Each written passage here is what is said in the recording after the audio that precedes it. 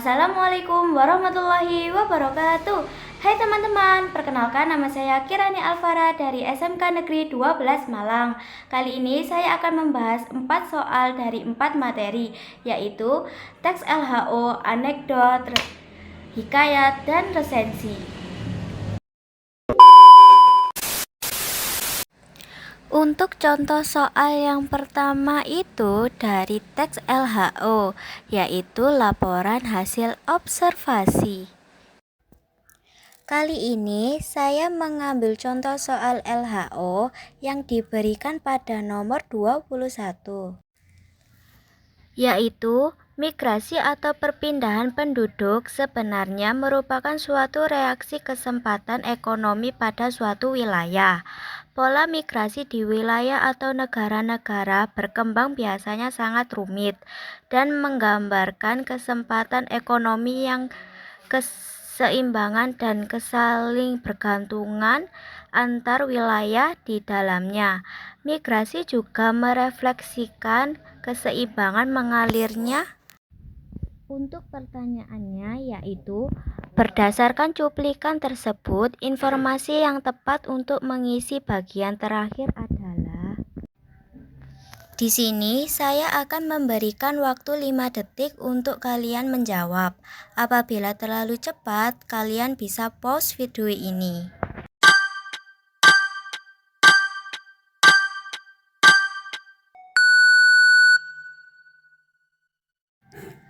Untuk jawaban yang benar adalah B.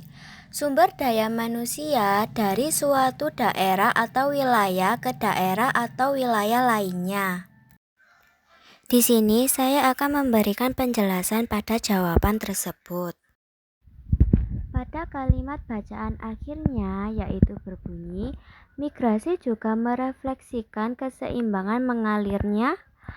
Artinya, setelah membahas pola migrasi, interdependensi wilayah, dan kesempatan ekonomi, bagian terakhir harus menjelaskan apa yang mengalir saat migrasi terjadi.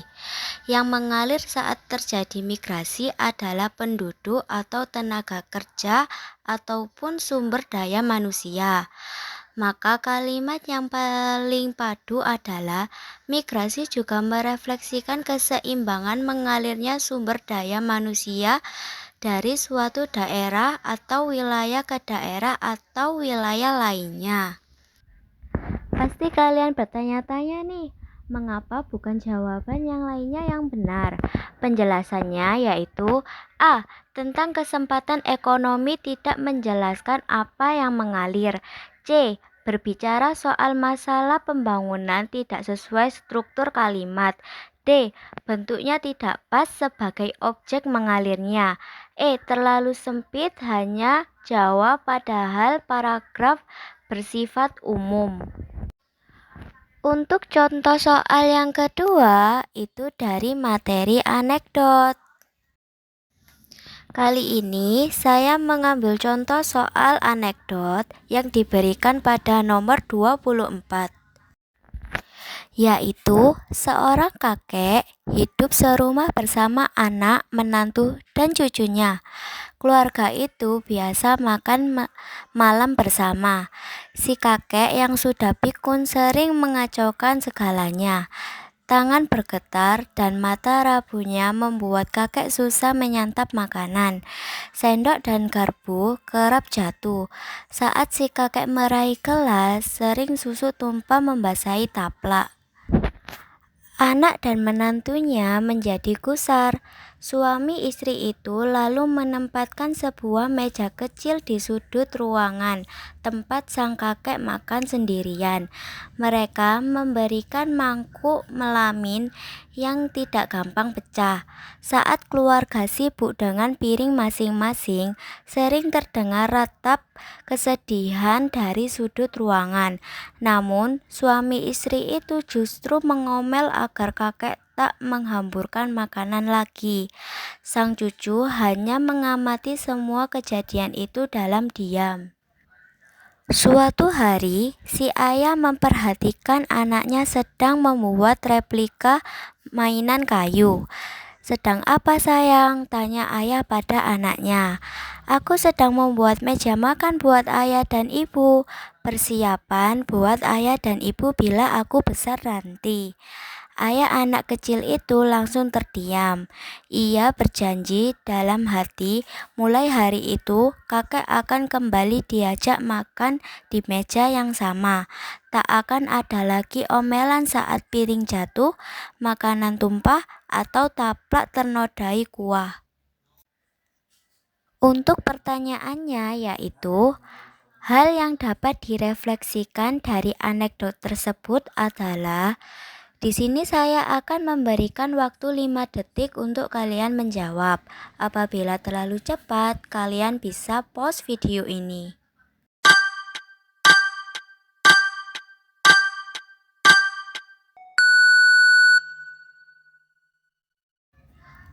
Untuk jawaban yang benar adalah C. Memuliakan orang tua. Penjelasan pada jawaban tersebut yaitu, anekdot tersebut menampilkan 1. Kakek yang sudah tua dan pikun sering tumpah makanan. 2. Anak dan menantu tidak menghormati atau memuliakan kakek dipisahkan di meja kecil. 3. Cucu membuat meja kayu kecil untuk ayah dan ibu sebagai balasan kelak jika mereka tua. 4. Ayah sadar dan akhirnya berniat memperlakukan kakek dengan hormat kembali. Pesan moralnya jelas, memperlakukan orang tua dengan hormat dan kasih sayang, terutama ketika mereka sudah renta. Mengapa pilihan jawaban yang lain kurang tepat? Penjelasannya yaitu A. Pentingnya saling menghargai, benar tapi terlalu umum, bukan inti utama. B. Hidup rukun dalam keluarga, tidak dibahas karena justru keluarga tidak rukun terhadap kakek. D. Tidak membuang-buang makanan, bukan fokus cerita. E. Mengobati orang tua, tidak ada unsur pengobatan. Jadi, refleksi paling tepat dari anekdot ini adalah memuliakan dan menghormati orang tua. Untuk contoh soal yang ketiga, itu dari materi hikayat. Kali ini, saya mengambil contoh soal hikayat yang diberikan pada nomor 15. Yaitu tentang contoh soal cerita yang berisi, tetapi sang kuryang tidak mengakui wanita jelita itu sebagai ibunya. Bagaimana mungkin engkau putri remaja mungil ini menjadi ibu aku yang tinggi besar serta perkasa? Tentu akalmu saja untuk menolak lamaranku, maka engkau mengatakan hal itu. Tidak, engkau anakku, anak yang pernah kukandung dalam rahimku lalu kulahirkan sendiri. Engkau anak yang dahulu kususui pada dadaku, kutimang dengan tanganku. Engkau boleh berkata semaumu, tetapi aku menolak pengakuan bahwa aku ini anakmu.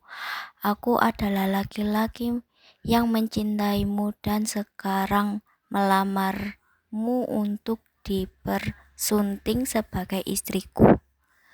Untuk pertanyaannya yaitu, simpulan yang sesuai dengan cuplikan hikayat tersebut adalah, di sini saya akan memberikan waktu 5 detik untuk kalian menjawab. Apabila terlalu cepat, kalian bisa pause video ini.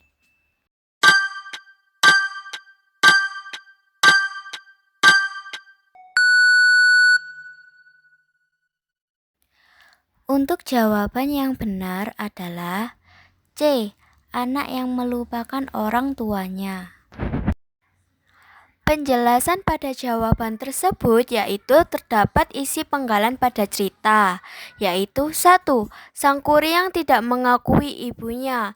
Ia menolak Dayang Sumbi yang mengakui sebagai ibunya. Isi ceritanya, bagaimana mungkin engkau putri remaja mungil ini menjadi ibu aku, tentu akalmu saja. 2. Dayang Sumbi menegaskan bahwa Sang Kuryang benar-benar anaknya. Isi ceritanya, engkaulah anakku, anak yang pernah kukandung. 3. Sang Kuryang tetap keras kepala, bahkan malah melamar ibunya untuk jadi istrinya. Isi ceritanya, aku adalah laki-laki yang mencintai dan sekarang melamarmu. Itulah beberapa kesimpulan pada penggalan cerita Sang Kuryang. Pasti kalian bertanya-tanya nih, mengapa jawaban C itu benar? 1. Inti dari konflik di kutipan itu adalah Sang Kuryang melupakan atau menolak ibunya sendiri. 2. Pilihan lain tidak tepat. Misal, A. Selalu membantah, yaitu memang ada bantahan, tapi inti utamanya bukan membantah, melainkan tidak mengakui ibunya. B. Tidak menurut nasihat, yaitu di teks tidak ada nasihat, yang ada penolakan pengakuan. D dan E. Membanggakan keberhasilan atau sombong, tidak disebut dalam kutipan. Kutipan yang jadi dasar jawaban yaitu 1. Tetapi Sang Kuryang tidak mengakui wanita jelita itu sebagai ibunya. 2. Engkau boleh berkata semaumu, tetapi aku menolak pengakuan bahwa aku ini anakmu. Dari sini jelas bahwa simpulan yang paling tepat adalah C. Anak yang melupakan orang tuanya. Untuk contoh soal yang terakhir itu dari materi resensi, yaitu bacalah kutipan resensi berikut. 1. Membaca kisah-kisah fiksi karya Irwan. Mau tidak mau kita akan diingatkan pada novel-novel ringan dan populer sejenis karya Mira. 2. Jauh dari kesan jelimet dan serius. Akhir ceritanya pun hampir seluruhnya berujung bahagia, yaitu happy ending. 3. Dunia dalam karya Irwan.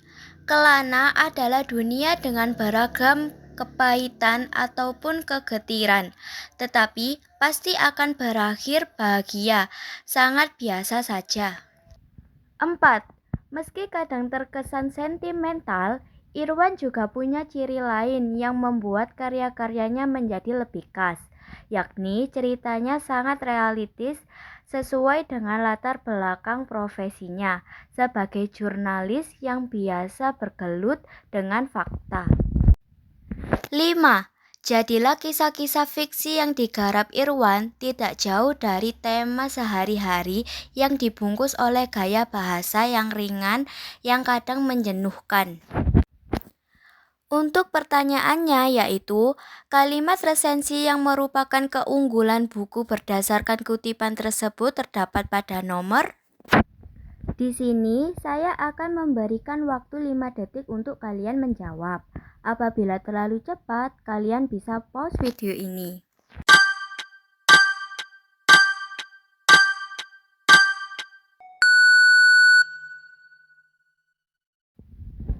Untuk jawaban yang benar adalah D pada nomor 4.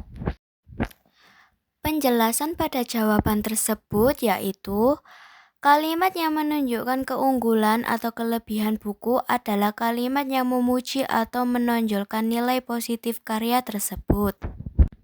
Mari kita lihat isi tiap kalimat. 1. Membandingkan dengan karya Mira, bukan keunggulan. 2. Akhir cerita bahagia, lebih ke ciri bukan keunggulan. 3. Menyebut ceritanya sangat biasa saja, ini justru kekurangan. 4. Berisi pujian atau keunggulan. Isi pada ceritanya yaitu, Irwan juga punya ciri lain yang membuat karya-karyanya menjadi lebih khas, yakni ceritanya sangat realistis. Realistis dan khas yaitu kelebihan. 5. Menyebut, kadang menjenuhkan, yaitu kekurangan. Maka satu-satunya kalimat yang jelas memuat keunggulan adalah kalimat pada nomor 4. itulah pembahasan dari saya. Bila kalian ada pertanyaan, bisa langsung tulis di kolom komentar. Sekian dari saya. Wassalamualaikum warahmatullahi wabarakatuh.